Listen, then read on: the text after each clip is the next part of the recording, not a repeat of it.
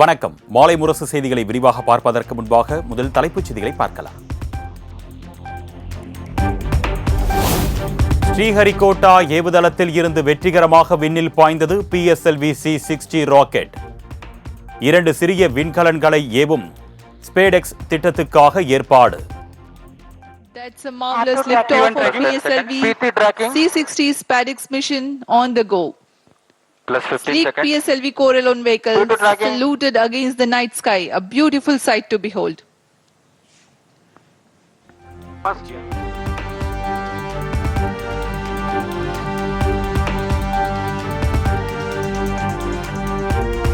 புவி சுற்றுவட்ட பாதையில் செயற்கைக்கோள்களை வெற்றிகரமாக நிலைநிறுத்தியது PSLV C-60 rocket.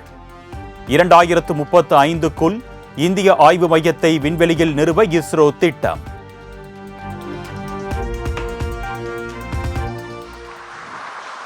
SpaceX B and SpaceX A satellites are separated.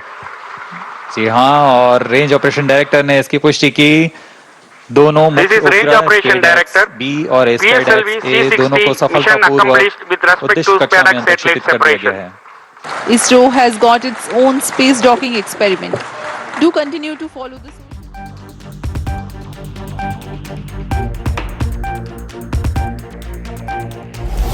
PSLV C-60 rocket வெற்றிகரமாக ஏவப்பட்டிருப்பதாக இஸ்ரோ தலைவர் சோம்நாத் மகிழ்ச்சி. விண்வெளியில் 2 விண்கலன்களை ஒன்று சேர்க்கும் நிகழ்வு வரும் ஜனவரி 7ஆம் தேதி நடைபெறும் என்றும் தகவல்.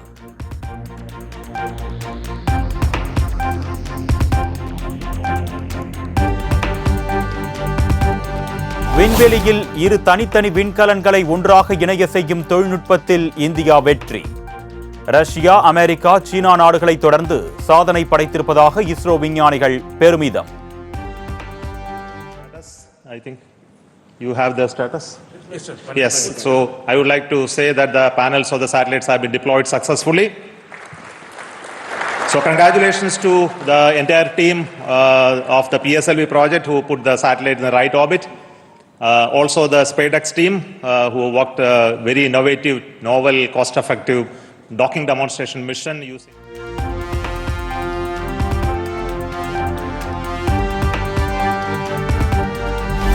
முக்கடல் சூழும் குமரி முனையில் திருவள்ளுவர் சிலை வெள்ளி விழா. இன்று திருக்குறள் கண்காட்சியை தொடங்கி வைத்து சிறப்பு மலரை வெளியிடுகிறார் முதலமைச்சர் மு க ஸ்டாலின்.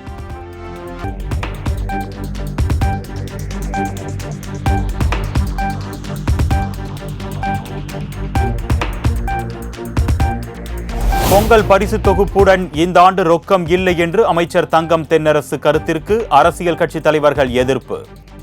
தமிழ்நாடு அரசு தரப்பில் ஆலோசனை மேற்கொண்டு முடிவெடுக்கப்படலாம் என தகவல்.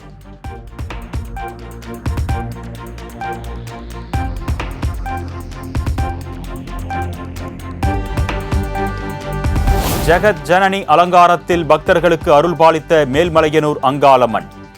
மார்கழி மாத அமாவாசை ஊஞ்சல் உற்சவத்தையொட்டி பல்லாயிரக்கணக்கான பக்தர்கள் சுவாமி தரிசனம்.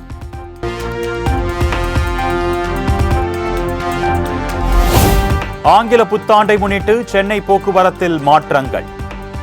இன்று இரவு 10 மணி முதல் நாளை காலை 6 மணி வரை மேம்பாலங்கள் மூடப்படும் என்று மாநகர போலீசார் அறிவிப்பு.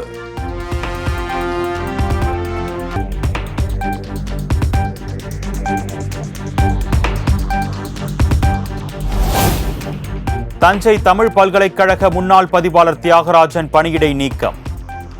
பொறுப்பு துணைவேந்தர் சங்கர் அதிரடி நடவடிக்கை.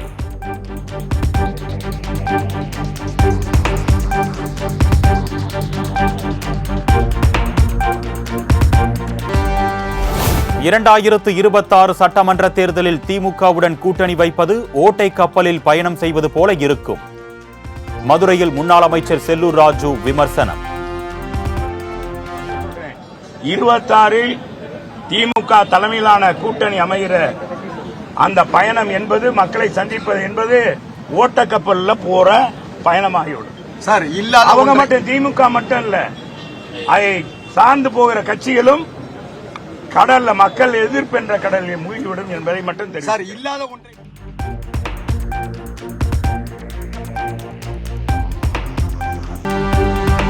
ஆளுநர் RN ரவியுடன் தேசிய மகளிர் ஆணைய குழு உறுப்பினர்கள் சந்திப்பு.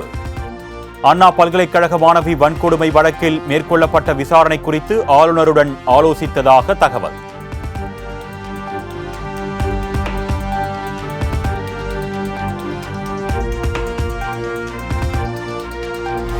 அண்ணா பல்கலைக்கழக மாணவி பாலியல் வன்கொடுமை விவகாரம். ஆளுநர் RN ரவியுடன் பாஜக மாநில தலைவர் அண்ணாமலை சந்திப்பு.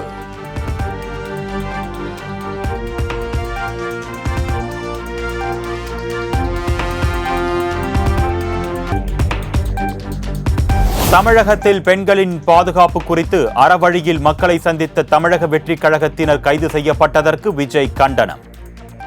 திமுக அரசின் ஜனநாயக விரோத நடவடிக்கைகளை மக்கள் வெகு காலம் வேடிக்கை பார்க்க மாட்டார்கள் என்றும் ஆவேசம்.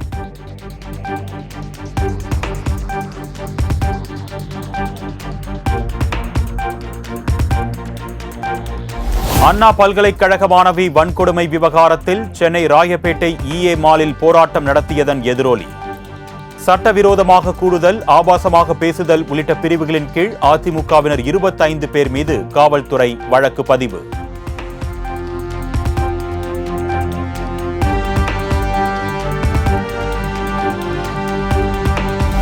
அண்ணா பல்கலைக்கழக மாணவிக்கு நேர்ந்த கொடுமையை கண்டித்து புதுக்கோட்டையில் போராட்டத்தில் ஈடுபட்ட அதிமுகவினர் கைது. சட்டத்துறை அமைச்சர் ரகுபதிக்கு மைக் மேனியா வந்துவிட்டதாக முன்னாள் அமைச்சர் சி விஜயபாஸ்கர் விமர்சனம். பிறண்டு பேசிக் கொண்டிருக்கிறார். அவர் என்ன பேசுறாரு, ஏன் பேசுறாரு, எதுக்காக பேசுறாருன்னு எங்களுக்கு தெரியல, அவருக்கும் தெரியல. இதான் ஒரு சப்ஜெக்ட். அதனால அவர் முதல்ல சட்டத்துறை அமைச்சர், எல்லா விஷயங்களும் இந்த விஷயத்தை மட்டுமல்ல, அவர் பேட்டி கொடுக்கணும், மைக் மேனியா. அதனால பேட்டி கொடுக்க வேண்டும் என்று ஆர்வமா இருக்கிறாரு. ஆனா கருத்துக்கு சட்டபூர்வமா இருக்கணும், அது இல்ல. இவ்வளவுதான் கருத்து சொல்ல முடியும்.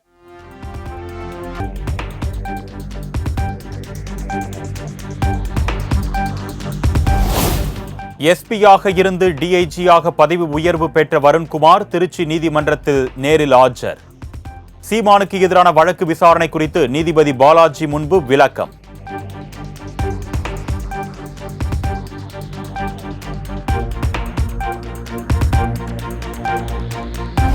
தனது மனைவி மற்றும் குழந்தைகள் குறித்த மார்பிங் புகைப்படங்கள் வலைத்தளங்களில் நீக்கப்படவில்லை என்று டிஐஜி வருண்குமார் குற்றச்சாட்டு.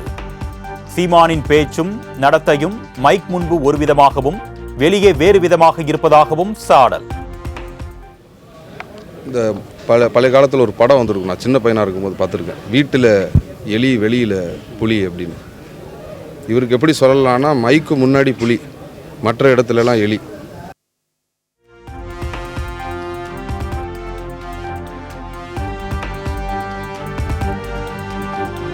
தனிப்பட்ட முறையில் மன்னிப்பு கோருவதாக தொழிலதிபர் மூலம் சீமான் தூதுவிட்டதாக வருண்குமார் தகவல்.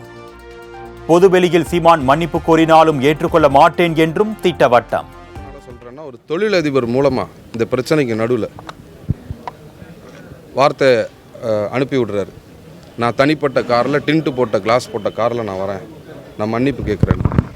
நான் அதை ஒத்துக்கலை, எனக்கு உடன்பாடு இல்லை, நான் சொல்லிட்டேன், வேண்டாம்.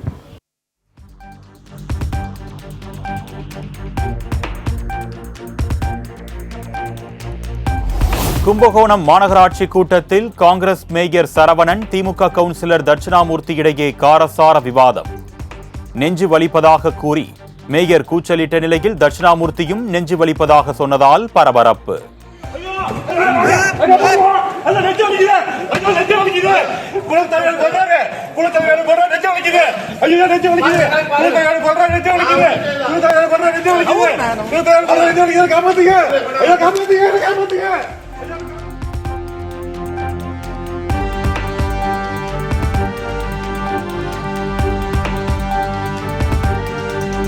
அண்ணா பல்கலைக்கழக மாணவி பாலியல் வழக்கில் கைது செய்யப்பட்டுள்ள ஞானசேகரன் 10 நாட்கள் காவலில் எடுத்து விசாரிக்க அனுமதி கேட்டு சைதாப்பேட்டை நீதிமன்றத்தில் போலீசார் மனு தாக்கல்.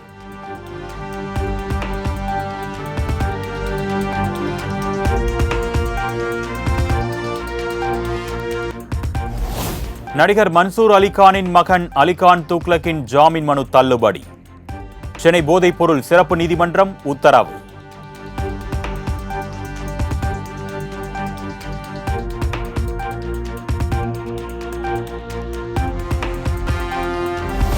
ஆண்டிப்பட்டியில் இரிடியம் என கூறி பித்தளை செம்பை கொடுத்து பல லட்சம் ரூபாய் பண மோசடி. வருசநாடு பகுதியைச் சேர்ந்த நபர் கைது.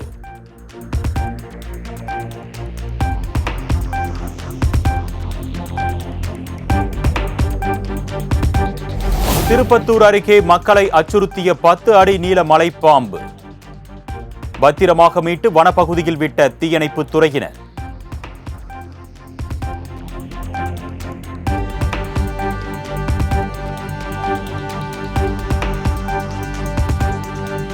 திருவண்ணாமலை அண்ணாமலையார் கோவில் உண்டியலில் கிடைத்த 2,41,00,000 ரூபாய் பணம். கார்த்திகை மாத பௌர்ணமி அன்று காணிக்கையாக செலுத்திய பக்தர்கள்.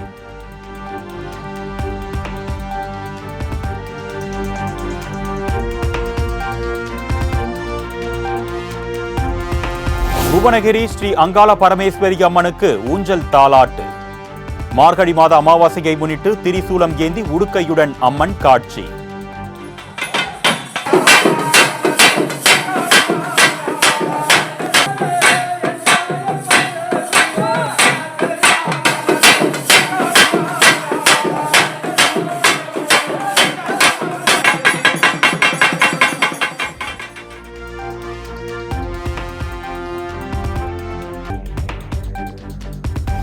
தமிழகம் முழுவதும் உள்ள ராமர், ஆஞ்சநேயர் கோவில்களில் உற்சாகமாக கொண்டாடப்பட்ட அனுமன் ஜெயந்தி விழா.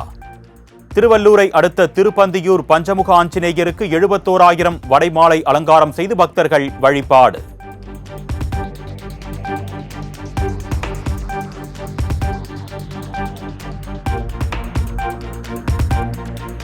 மகர விளக்கு பூஜைக்காக சபரிமலை ஐயப்பன் கோவில் நடை திறப்பு. மேல்சாந்தி நம்பூதிரி அருண்குமார் நடையை திறந்து வைத்து அதனையடுத்து சரணகோஷம் விண்ணை பிளக்க பக்தர்கள் சுவாமி தரிசனம்.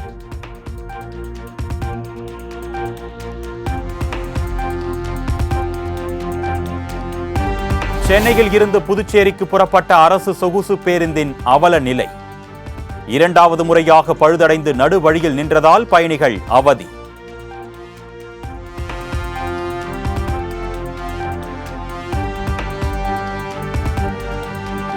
வேளாண் பொருட்களுக்கு குறைந்தபட்ச ஆதரவு விலைக்கான சட்டப்பூர்வ உத்தரவாதம் வழங்காத மத்திய அரசுக்கு கண்டனம். பஞ்சாப் முழுவதும் விவசாயிகள் நடத்திய போராட்டத்தால் மக்களின் இயல்பு வாழ்க்கை பாதிப்பு.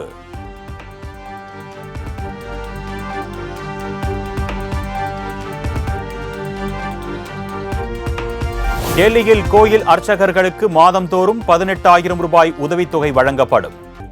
முன்னாள் முதலமைச்சரும் ஆம் ஆத்மி கட்சியின் தேசிய ஒருங்கிணைப்பாளருமான அரவிந்த் கெஜ்ரிவால் அறிவிப்பு.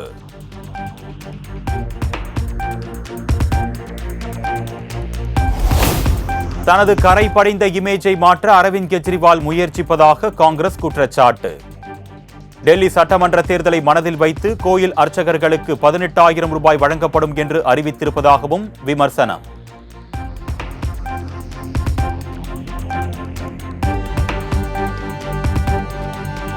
ஜெர்மனி அதிபர் தேர்தலில் பலத்தை காட்ட முயற்சி. எக்ஸ் சமூக வலைதள உரிமையாளர் எலான் மஸ்க் மீது ஜெர்மன் அரசு குற்றச்சாட்டு.